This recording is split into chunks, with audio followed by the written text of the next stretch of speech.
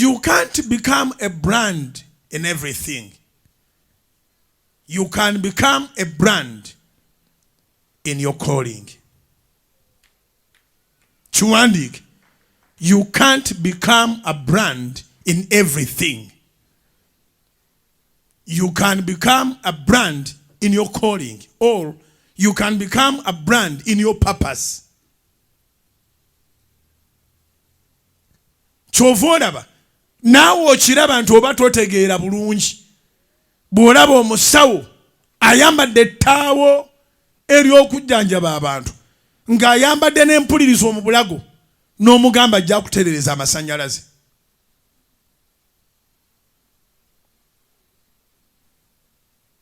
Era tekirimu magezi essaawa yo bw'eba efudde n'ogenda ku galagi ya loole ekuli okumpi.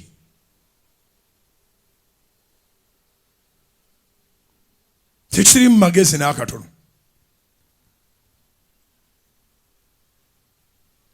Tosobola kumenyeka kugulu n'ogenda eri aba welding.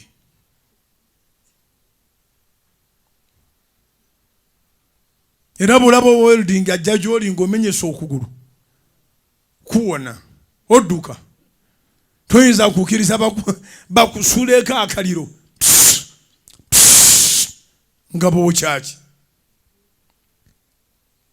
So mu bufunze ffenna tulinga Yesu. Twajja okukola ebintu ebyo. Ekisooka okuweereza bannaffe.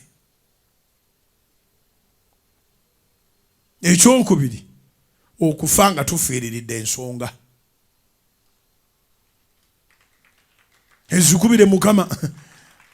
Akatundu ak'okufa mutya nnyo akakubira engalo, naye oba olina ky'olifiira oba tolina ky'olifiira ojja kufa. Naye abantu tebaserebulating abantu bafudde nga biyenje. Abantu baserebulating abantu abaakola obuweereza ne bamala ne bafa nga bafiiridde ku mulamwa.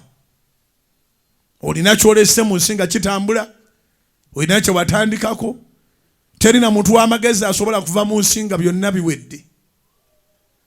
Wabaawo wootuuka amaanyi ne gakusalako ng'emyaka gikuweddeko, naye ng'abantu bagamba bwe yali akyalina amaanyi.